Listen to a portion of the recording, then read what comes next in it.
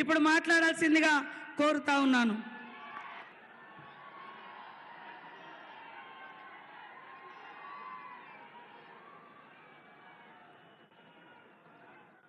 మిత్రులారా, శ్రీమతి సోనియా గాంధీ, శ్రీ మల్లికార్జున్ ఖర్గే గారు, శ్రీ రాహుల్ గాంధీ గారు ఆదిలాబాద్ పార్లమెంటు నియోజకవర్గం నుంచి మొట్టమొదటిసారి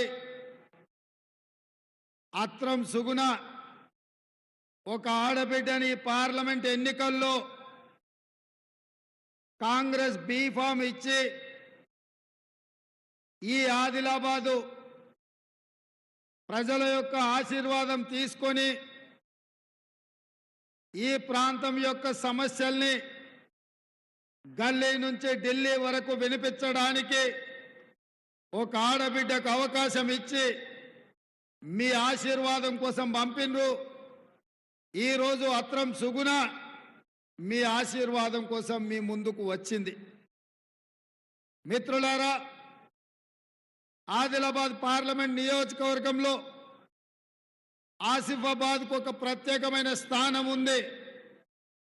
మీరు ఏ వైపు మొగ్గుతారో ఆ వైపే ఈ పార్లమెంటు నియోజకవర్గం గెలవడానికి అవకాశం ఉంది.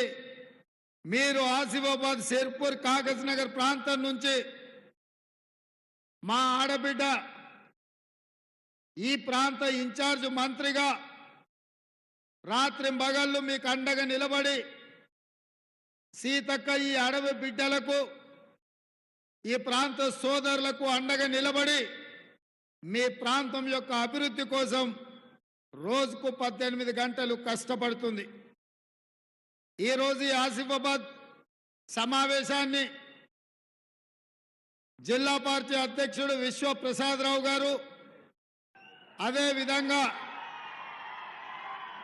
శాసనసభ్యులు వెడ్మ బొజ్జు గారు, వేదిక మీద మాజీ మంత్రివర్యులు వేణుగోపాలాచారి గారు, పెద్దలు కోనేరు కోనప్ప గారు, అదేవిధంగా వేదిక మీద చాలామంది పెద్దలు, రాష్ట్ర స్థాయి నాయకులు, జిల్లా స్థాయి నాయకులు, మండల స్థాయి నాయకులు, గ్రామ శాఖ అధ్యక్షులు, ప్రాణ సమానులైన కాంగ్రెస్ పార్టీ కుటుంబ సభ్యులందరూ కూడా ఈరోజు ఈ ఆసిఫాబాద్ సభకు వచ్చి ఈ కార్యక్రమాన్ని విజయవంతం చేసినందుకు మీకందరికీ మనస్ఫూర్తిగా ధన్యవాదాలు.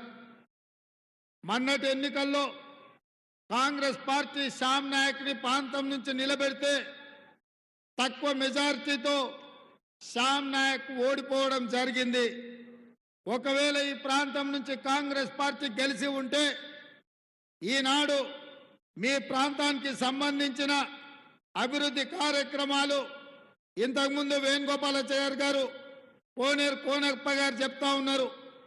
కొమరం భీం ప్రాజెక్టు కానీ, అదేవిధంగా మీ బ్రిడ్జులు కానీ, ఈ ప్రాంతం యొక్క ప్రాజెక్టులు చాలా సంవత్సరాల క్రితమే మంజూరైనవి. కొమరం భీం ప్రాజెక్ట్ అయితే ప్రాజెక్టు పూర్తయింది. కాల్వలు తవ్వుకోకపోవడం వల్ల ప్రాజెక్టుల నీళ్లు ఉన్నా ఈరోజు ఈ ఆదిలాబాదు భూములకు, ఆసిఫాబాదు ప్రాంతంలో ఈ నీళ్ళు అనేటివి అందడం లేదు అని. అదేవిధంగా చాలా సంవత్సరాల నుంచి గుండెపేట బ్రిడ్జ్ లాంటి ప్రాజెక్టులు పెండింగ్ ఉండడం వల్ల ఇక్కడి ప్రజలు నానా ఇబ్బందులు ఎదుర్కొంటూ 50-60 కిలోమీటర్లు చుట్టూతో తిరిగి వాళ్ళు చేరుకోవాల్సిన గమ్యానికి చేరుకునే పరిస్థితి ఉన్నది అని చెప్తున్నారు. ఇదే కాదు, ఈ ఆదిలాబాద్ ఉమ్మడి జిల్లాలో సాగునీటి సమస్య ఉన్నది, పోడు భూముల సమస్య ఉన్నది, గిరిజనేతరులకు పహానీల సమస్య ఉన్నది, గిరిజనులకు పోడు భూముల పట్టాల సమస్య ఉన్నది. ఇవన్నీ సమస్యలు 10 సంవత్సరాలు తెలంగాణ రాష్ట్రంలో చంద్రశేఖరరావు గారు ఏ మాత్రం దృష్టి పెట్టకపోవడం, అదేవిధంగా ప్రాణహిత చేవెళ్లలో భాగంగా తుమ్మిడేటి దగ్గర బ్యారేజ్ కట్టి ఆదిలాబాద్కు దాదాపుగా 1.5 ఎకరాలకు నీళ్ళు ఇచ్చే అవకాశం ఉండే, కానీ ఆ ప్రాజెక్టును కూడా పూర్తి చేయలే. ఈ ప్రాంతంలో చదువుకోవడానికి విద్యా ఉద్యోగ ఉపాధి అవకాశాలు 10 సంవత్సరాలు బీజేపీ కూడా చేయలే. పాపం కష్టపడి మీరందరూ కలిసి స్వయం బాబురావును బీజేపీ నుంచి ఎంపీగా గెలిపించారు. 10 సంవత్సరాలు స్వయం బాబురావు ప్రధానమంత్రి, హోంమంత్రి, ఇతర మంత్రుల దగ్గరికి వెళ్ళి మీ ఆదిలాబాద్ అభివృద్ధి కోసం ఎన్నిసార్లు కలిసినా, ఎన్ని విజ్ఞప్తులు చేసినా మీ ప్రాంతానికి ఎలాంటి సహాయము అందించలేదు, మీ ప్రాంతానికి నిధులు ఇవ్వలేదు.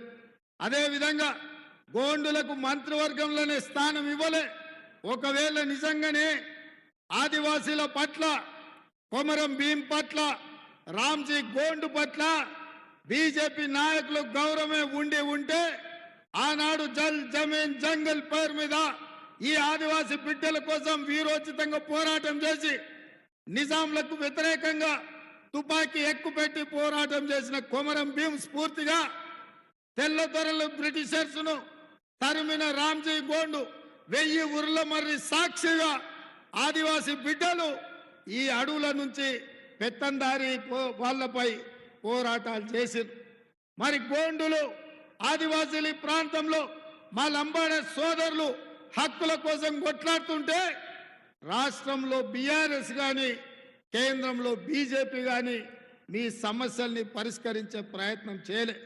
చివరికి రోజు అవమానించే విధంగా స్వయం బాబురావుకు ఇవాళ టికెట్ కూడా ఇవ్వకుండా స్వయం బాబురావును అవమానించిండు.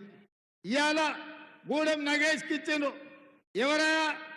కేసీఆర్ దొర కాదు, అమిత్ షా దొర కాదు, గూడెం నగేష్ కూడా ఒక దొరనే. 11 అయితే గాని కిందికి దిగడు. పేదవాళ్ళు ఆదివాసీలు పోయి చేయి కలిపితే ఎంబడే చేతి దస్తి పెట్టి తూడ్చుకుంటాడు. ఇవాళ మీరు ఆలోచన చేయండి. అత్రం సక్కు గురించి ఇంకా నేను ఎక్కువ చెప్పాల్సిన పని లేదు. ఈ ప్రాంతం నుంచే కాంగ్రెస్ పార్టీ కార్యకర్తలు కష్టపడి గెలిపిస్తే ఎక్కడికి పోయిండో, ఏమి జరిగిందో మొన్నటి శాసనసభ ఎన్నికల్లోనే మీరందరూ చూసిండ్రు. కాబట్టి ఇవాళ జరుగుతున్న పరిణామాలు నేను ఒక్కటే మాట ఆదిలాబాద్ జిల్లా ఆడబిడ్డలకు చెప్పదలుచుకున్నా. ఇది 18వ పార్లమెంట్ ఎన్నికలు. 17 సార్లు ఇక్కడ ఎన్నికలు జరిగితే ఏ ఒక్కసారి ఏ పార్టీ ఆదిలాబాద్ పార్లమెంటు ఆడబిడ్డలకు టికెట్ ఇవ్వలే.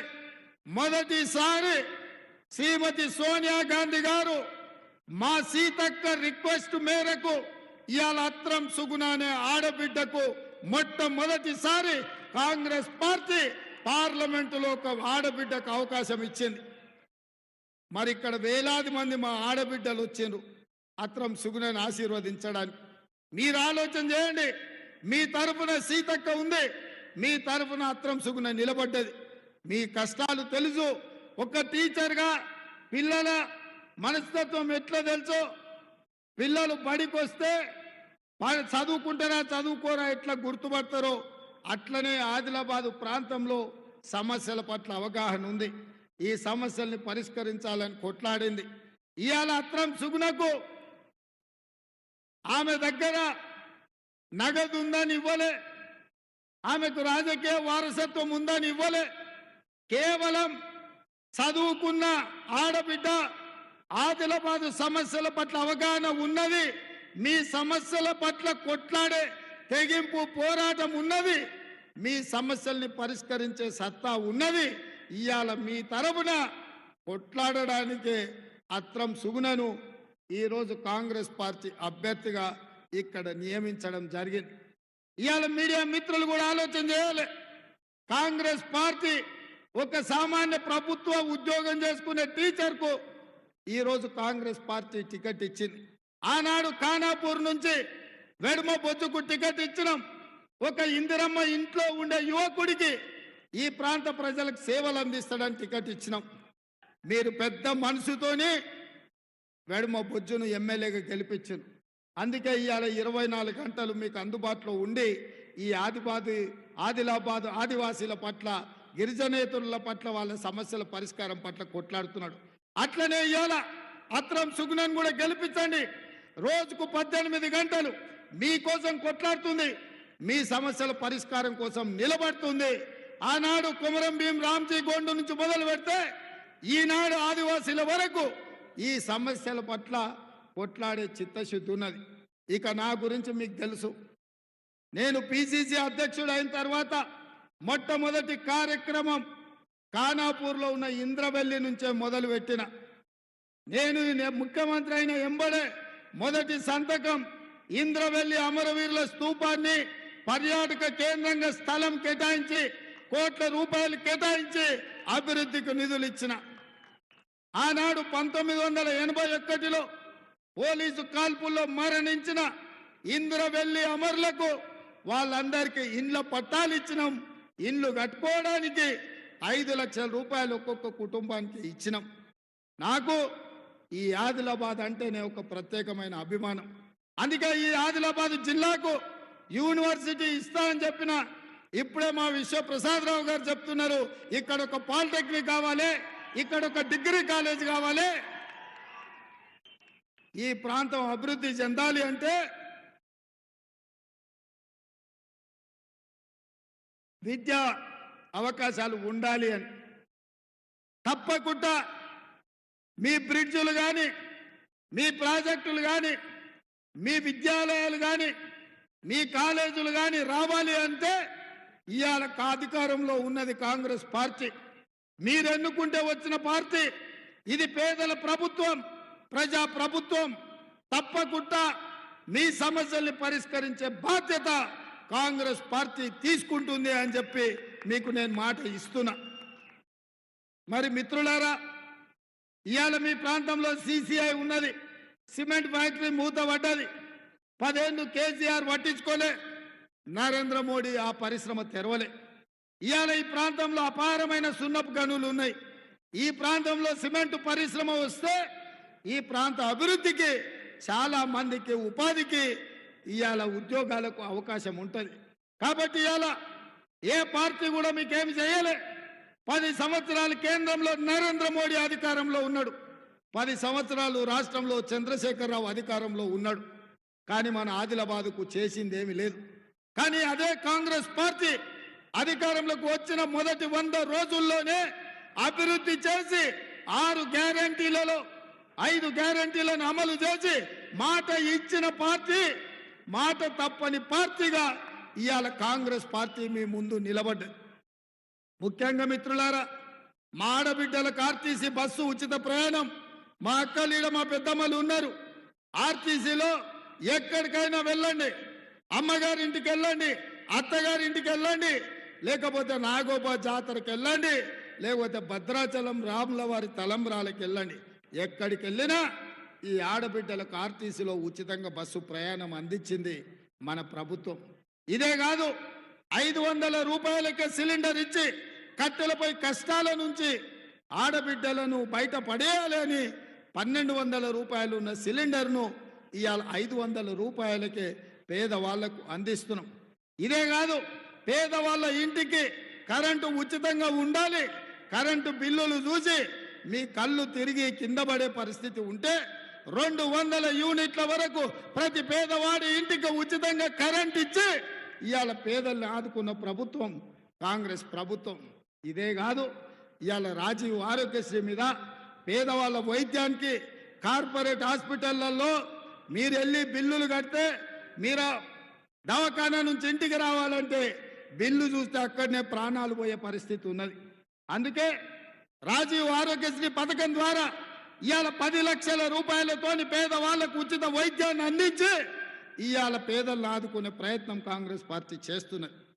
దీంతో పాటు ఇందిరమ్మ ఇండ్లు పేదవాడికి ఆత్మ గౌరవం. ఇల్లే గ్రామంలో మన గుర్తింపు, మన గౌరవం. మన ఆడబిడ్డల ఆత్మగౌరవం నిలబడాలి అంటే సొంత ఇల్లు ఉండాలి.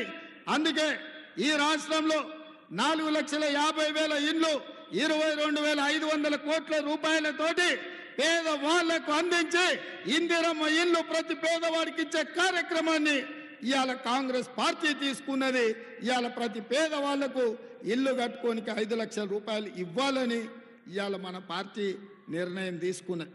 ఇదే కాదు, ఇవాళ మేము అధికారంలోకి వచ్చిన వెంబడే 3 నెలల్లో 30,000 ఉద్యోగాలు నిరుద్యోగ యువకులకు ఇచ్చి ఎల్బీ స్టేడియంలోనే నియామక పత్రాలు అందించి ఇవాళ మన ప్రభుత్వం 30,000 ఉద్యోగ నియామకాలు భర్తీ చేసింది. బలహీన వర్గాల కులగణన చేస్తుంది ఇవాళ కాంగ్రెస్ పార్టీ. ఎందుకు బలహీన వర్గాల కులగణన చేస్తుంది? బలహీన వర్గాల కులగణన చేస్తేనే బీసీ రిజర్వేషన్లు పెంచడానికి ఉంటుంది. మీడియా మిత్రులారా, ఈ దేశంలో కుట్ర జరుగుతున్నది. భారతీయ జనతా పార్టీ, రాష్ట్రీయ స్వయం సేవక్ సంఘ్ ఈ దేశంలో ఉన్న రిజర్వేషన్లను రద్దు చేయాలని చూస్తున్నది. దీనికి ఉదాహరణగా గత కొన్ని రోజులుగా వివరాలన్నిటినీ ప్రజలకు, మీడియా మిత్రులకు వివరించుకుంటూ వస్తున్నా. ఇవాళ మీ ముందు కొన్ని అంశాలను ప్రస్తావించదలుచుకున్నా. బ్రిటిష్ రాజ్యం ఉన్నప్పుడు, బ్రిటిష్ తెల్లదొరలు ఉన్నప్పటి నుంచి 1881 నుంచి జనాభా లెక్కలు వెయ్యడము ఆనాడు బ్రిటిషర్స్ మొదలుపెట్టిండ్రు. అక్కడి నుంచి ప్రతి 10 సంవత్సరాలకు దేశంలో ఉన్న జనాభా లెక్కగట్టి ఆ దేశం యొక్క జనాభాను ప్రపంచానికి చెప్పే విధానం ఉన్నది. 1881లో మొదలైన ఈ జనాభా లెక్కలు 2021 వరకు, స్వతంత్రం రాకంటే ముందు, స్వతంత్రం వచ్చిన తర్వాత కూడా దేశంలో ఉండే జనాభాను లెక్కగట్టడం ఒక సాంప్రదాయంగా మారింది. కానీ భారతీయ జనతా పార్టీ అధికారంలోకి వచ్చిన తర్వాత 2021 జనాభా లెక్కించాల్సిన అప్పుడు 2021లో జనాభాను లెక్క పెట్టలేదు. ఇవాళ మీరు మీడియా మిత్రులు, రాష్ట్ర స్థాయి, జాతీయ స్థాయి పాత్రికేయులు మీరు ఆలోచన చేయండి. 1981 నుంచి ప్రతి 10 సంవత్సరాలకు ఈ దేశంలో ఉండే జనాభాను లెక్కగట్టి ఎస్సీలు, ఎస్టీలు, మిగతా సామాజిక వర్గాల జనాభా లెక్కిస్తుంటే నరేంద్ర మోడీ ప్రధానమంత్రిగా, అమిత్ షా గారు కేంద్ర హోంశాఖ మంత్రిగా బాధ్యతలు చేపట్టిన తర్వాత 2021లో జనాభా లెక్కించకుండా కుట్ర చేసిండ్రు. దానికి కారణం దేశమంతా కాంగ్రెస్ పార్టీ జనాభాతో పాటు బలహీన వర్గాల కులగణన కూడా చెయ్యాలి అని చెప్పిండ్రు. జనాభా లెక్కలు ఒక్కటే సరిపోదు, బలహీన వర్గాల కులాల వారిగా జనాభాను కులగణన చెయ్యాలనే డిమాండ్ వచ్చింది. ఒకవేళ ఈ కులగణన చేస్తే ఆనాడు కాంగ్రెస్ పార్టీ అమలు చేసిన 27% బలహీన వర్గాల రిజర్వేషన్లు 50% దాటి జనాభా ఉన్న వాళ్లకు రిజర్వేషన్లు పెంచాల్సిన తప్పని పరిస్థితి వస్తుండే. అదేవిధంగా ఎస్సీ, ఎస్టీ జనాభా దామాషా ప్రకారం రిజర్వేషన్లు పెంచే పరిస్థితి వస్తుండే. కాబట్టి ఒకవేళ ఈ జనాభా లెక్కలు, కులగణన లెక్కలు జరిగితే ఈ దేశంలో రిజర్వేషన్లను పెంచాల్సిన పరిస్థితి, తప్పని పరిస్థితి వస్తుందని రిజర్వేషన్లను రద్దు చేయాలన్న ఎజెండాతోని రహస్య ఎజెండాను అమలు చేయాలనుకున్న భారతీయ జనతా పార్టీ 2021లో జనాభా లెక్కించలేదు. అందుకే ఇప్పుడు 400 సీట్లు వస్తే లోక్సభలో 2/3 మెజార్టీతోని ఎస్సీ, ఎస్టీ, ఓబీసీ, బీసీ రిజర్వేషన్లు రద్దు చేసి ఇవాళ రిజర్వేషన్లను తొలగించాలని భారతీయ జనతా పార్టీ భావిస్తుంది. అదేవిధంగా 15 రాష్ట్రాలలో ప్రభుత్వాలు ఉంటే ఆ 15 రాష్ట్రాలలో కూడా ఆమోదిస్తే రిజర్వేషన్లు రద్దు చేయొచ్చు. అందుకే 8 రాష్ట్రాలలో కాంగ్రెస్ కూటమితో ఉన్న ప్రభుత్వాలను పడగొట్టి వాళ్ళు అన్యాయంగా బీజేపీ ప్రభుత్వాలను తెచ్చుకున్నారు. ఈ అరాచకాలన్నీ, ఈ దుర్మార్గాలన్నీ రిజర్వేషన్లను రద్దు చేయడానికే.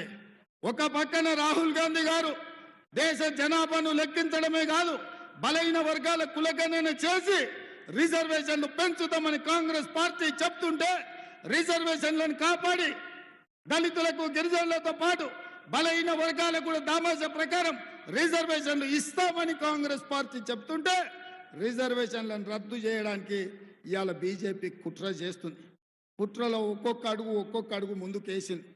ఈ ఎన్నికల్లో 400 సీట్లు గెలిస్తే మన రిజర్వేషన్లు రద్దయిపోతాయి. మన ఆదిలాబాద్లో మీరేసే ప్రతి ఓటు బీజేపీకి, మీరు బీజేపీకి ఓటు వేసిందంటే బీజేపీ మీ రిజర్వేషన్ల మీద పోటు పొడవబోతుంది. ఇప్పుడు ఆదిలాబాద్ ప్రజలు మీరు ఆలోచన చేయండి. మీరేసే ఓట్లు తీసుకొని సీట్లు గెలిచి మీకు ఇస్తున్న ఎస్సీ ఎస్టీ ఓబీసీ రిజర్వేషన్లను రద్దు చేయడానికి బీజేపీ సన్నద్ధమవుతుంది.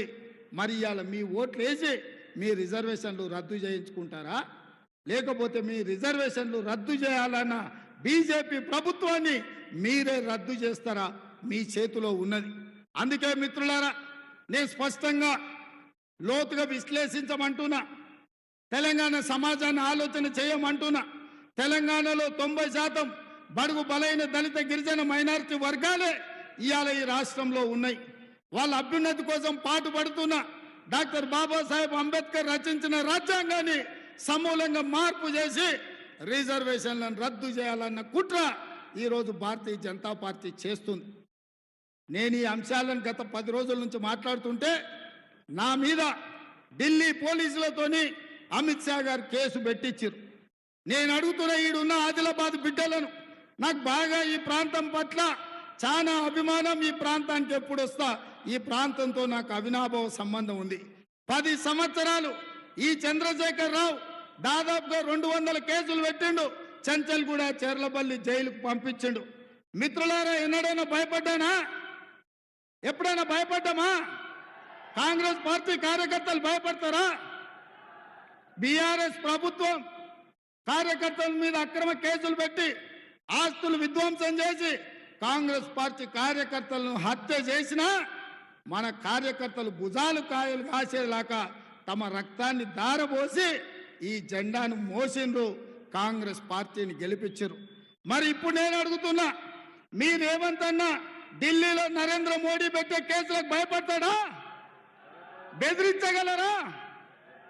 మీరు అండగా నిలబడితే ఢిల్లీ సుల్తానులైనా ఎదిరించే శక్తి మీ రేవంత్ అన్నకు ఉన్నదన్న సంగతి మీకు తెలుసు కదా. ఈ ఆదిలాబాద్ బిడ్డల పౌరుషం నాకు కొంచెం ఇస్తే కొమర భీం రామ్జీ గోండులాగా ఆనాడు తెల్లదొరల నుంచి నిజాం నవాబుల వరకు ఎట్లయితే తరిమిన్రో అదే విధంగా ఇవాళ ఢిల్లీ సుల్తాన్లు మన తెలంగాణ మీద దాడి చేయాలనుకుంటున్నారు, మనల్ని నిర్బంధించాలనుకుంటున్నారు. ఈ ఆటలు సాగవు. బీజేపీ చేసే ఈ కుట్ర రాజకీయాలను తప్పకుండా ఆదిలాబాద్ అండగా నిలబడితే తిరగబడి కొడతానని చెప్పి మీ అందరి తరఫున నేను మాట ఇస్తున్న మిత్రులారా. అందుకే మిత్రులారా, మనకు రిజర్వేషన్లు ఉండాలి, ఆదివాసీలకు పోడు భూముల పట్టాలు రావాలి, ఆదివాసేతరులకు పహానీలు నకలు ఇవ్వాలి అంటే అత్రం సుగుణ గెలవాలి, కొమరం భీము ప్రాజెక్టు కట్టాలి, గుండెపల్లి బ్రిడ్జ్ పూర్తి అవ్వాలి అంటే అత్రం సుగుణ గెలవాలి. ఇవాళ భారతీయ జనతా పార్టీ అది తీసుకొచ్చాం. ఒకటి అక్కడి ఒకటి ఆమెకి ఒకటి తీసుకో పట్టుకుందాం. భారతీయ జనతా పార్టీని మనం ఏమడిగినవయ్యా అంటే బయ్యారం ఉక్కు కర్మాగారం అడిగినాం. కానీ నరేంద్ర మోడీ గాడిద గుడ్డిచ్చిండు మనకు. కాజీపేట రైల్వే కోచ్ ఫ్యాక్టరీ కావాలని తెలంగాణ అడిగితే అమిత్ షా గాడిద గుడ్డిచ్చిండు.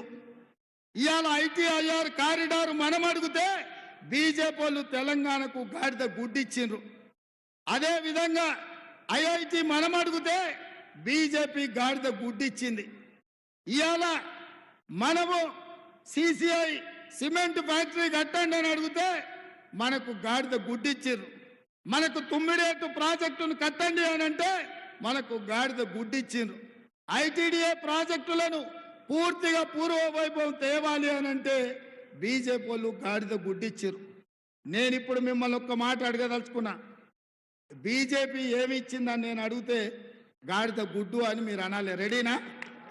రెడీనా? రెడీనా? ఆడ కళాకారులు ఏమంటలేరు, ముచ్చట్లలో పడ్డారు. మీరు కూడా మీ మైకులు అనాలి. అందరు మీరు మైకులు తీసుకొని సిద్ధంగా అండి. రెడీనా? బీజేపీ ఏమిచ్చింది? గట్టిగా ఢిల్లీకి వినిపించాలి. అన్నా నరేంద్ర మోడీ ఏం తెచ్చిండు? గాడిద గుడ్డు, గట్టిగా కళాకారుల నుంచి వినిపిస్తలేదు. గాడిద గుడ్డు, బీజేపీ ఏం తెచ్చింది? గాడిద గుడ్డు, నరేంద్ర మోడీ ఏమిచ్చిండు? గాడిద గుడ్డు, బీజేపీ ఏం తెచ్చింది? గాడిద గుడ్డు, నరేంద్ర మోడీ ఏమిచ్చిండు? గాడిద గుడ్డు, బీజేపీ ఏం తెచ్చింది? గాడిద గుడ్డు, నరేంద్ర మోడీ తెలంగాణకి ఏమిచ్చిండు? గాడిద గుడ్డు, బీజేపీ తెలంగాణకి ఏం తెచ్చింది? గాడిద గుడ్డు, నరేంద్ర మోడీ తెలంగాణకి ఏమిచ్చిండు? గాడిద గుడ్డు, గట్టిగా చెప్పాలి. బీజేపీ ఇచ్చింది ఏంది? గాడిద గుడ్డు, నరేంద్ర మోడీ తెచ్చింది ఏంది? గాడిద గుడ్డు. మరి మిత్రులారా, నరేంద్ర మోడీ అమిత్ షా మనకు గాడిద గుడ్డిస్తే మనం పోయి ఓట్ల డబ్బాల ఓట్లేస్తామా? కర్రు కాల్చి బీజేపీ వాళ్ళకు వాత పెడతాం. అత్రం సుగ్నను 1,00,000 మెజార్టీతోని ఆదిలాబాద్ ఎంపీగా గెలిపిస్తాం. అవునా? అవునా? నేను 1,00,000 అంటే మీరు పక్కా అనాలి. రెడీ? రెడీ? రెడీనా? 1,00,000 గట్టిగా అనాలరా నాయన, నాకే వినిపిస్తలేదు, మోడీకి ఎట్లా వినిపిస్తుంది? 1,00,000 పక్కా, 1,00,000 పక్కా, 1,00,000 పక్కా, 1,00,000 పక్కా, 1,00,000 పక్కా, 1,00,000 పక్కా, 1,00,000 పక్కా, 1,00,000 పక్కా, 1,00,000 పక్కా, 1,00,000 పక్కా, 1,00,000 పక్కా, 1,00,000 పక్కా, 1,00,000 పక్కా, 1,00,000 1,00,000 అందరు నిలబడి చెప్పాలి, కూర్చొని కదా. అందరు నిలబడండి, అందరు చేయి పైకెత్తురి. మా అక్కలు కూడా అందరు నిలబడాలి. 1,00,000 పక్కా, 1,00,000 పక్కా, 1,00,000 పక్కా, 1,00,000 పక్కా, 1,00,000 పక్కా, 1,00,000 పక్కా, 1,00,000 1,00,000 పక్కా, 1,00,000 పక్కా. జై కాంగ్రెస్, జై కాంగ్రెస్, జై కాంగ్రెస్. జై కాంగ్రెస్. హస్తం గుర్తుకే, మన ఓటు, హస్తం గుర్తుకే. మన ఓటు. ధన్యవాదాలు సోదరులారా.